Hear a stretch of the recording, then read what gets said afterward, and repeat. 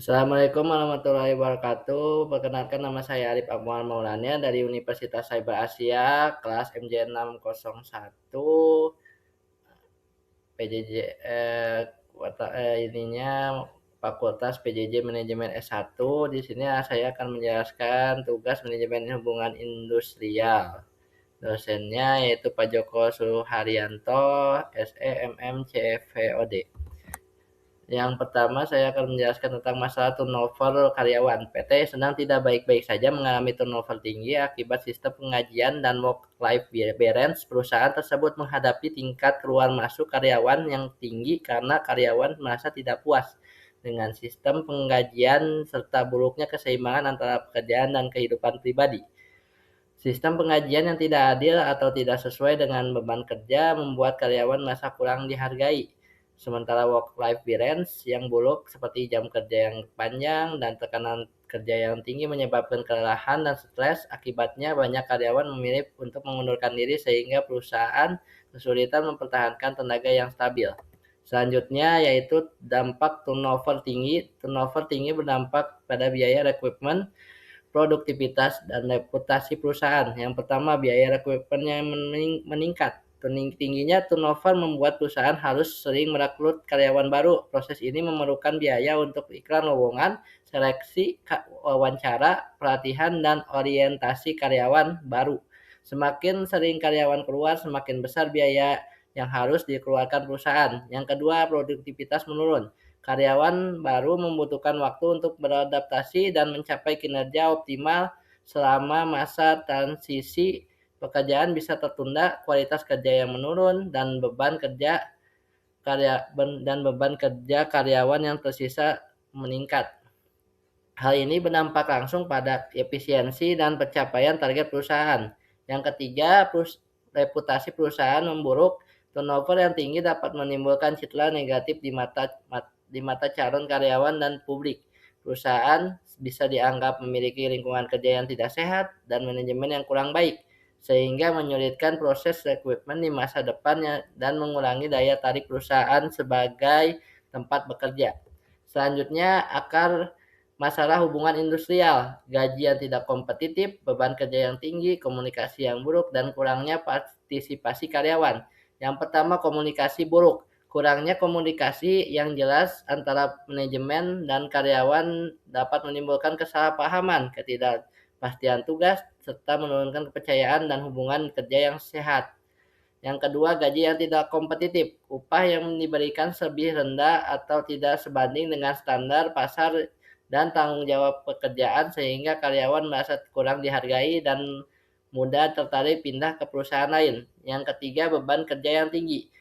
Tugas dan tanggung jawab yang berlebihan, jam kerja yang panjang, atau target yang tidak realistis dapat menyebabkan kelelahan atau burnout, stres, dan menurunnya kepuasan kerja karyawan.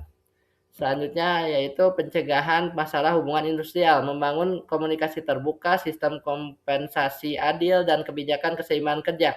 Yang pertama, membangun komunikasi yang terbuka. Perusahaan menciptakan saluran komunikasi dua arah antara manajemen dan karyawan, sehingga informasi, harapan, serta permasalahan dapat disampaikan dengan jelas. Komunikasi yang terbuka meningkatkan kepercayaan, mengurangi konflik, dan membuat karyawan merasa didengar dan serta dihargai. Yang kedua, sistem kompensasi yang adil. Perusahaan menetapkan gaji dan tunjangan yang sesuai dengan beban kerja, kinerja, serta standar pasar. Sistem kompensasi yang adil dan transparan dapat meningkatkan motivasi, loyalitas, dan rasa keadilan di kalangan karyawan. Yang ketiga, kebijakan keseimbangan kerja, work-life balance. Perusahaan menerapkan aturan kerja yang mendukung keseimbangan antara pekerjaan dan komunikasi pribadi seperti jam kerja yang wajar, cuti yang memadai, dan fleksibilitas kerja. Kebijakan ini membantu mengurangi stres, meningkatkan kesejahteraan karyawan, dan mendorong produktivitas jangka panjang. Selanjutnya adalah peran manajemen. Manajemen harus transparan, adil, dan responsif terhadap kebutuhan karyawan. Yang pertama, transparan. Manajemen menyampaikan informasi yang secara jelas dan jujur terkait kebijakan perusahaan, penilaian kinerja, serta penggajian, serta perubahan organisasi. Transparansi mencegah kesalahpahaman membangun kepercayaan karyawan. Yang kedua, adil. Manajemen memperlakukan semua karyawan secara setara tanpa diskriminasi, terutama dalam pemberian gaji, promosi, beban kerja, dan penilaian kinerja. Rasa keadilan meningkatkan kepuasan dan loyalitas karyawan. Yang ketiga, responsif terhadap kebutuhan karyawan. Manajemen mau mendengarkan keluhan, masukan, dan kebutuhan karyawan serta menindaklanjutinya dengan solusi yang tepat. Sikap responsif menunjukkan kepedulian perusahaan terhadap kesejahteraan karyawan. Yang selanjutnya adalah peran serikat pekerja. Serikat pekerja menjadi jembatan aspirasi karyawan dan mitra dialog perusahaan. Yang pertama, jembatan aspirasi karyawan.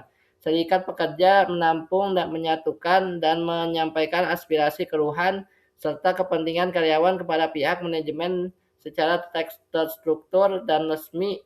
Dengan demikian, suara karyawan dapat tersalurkan tanpa harus disampaikan secara individu. Yang kedua, mitra dialog perusahaan.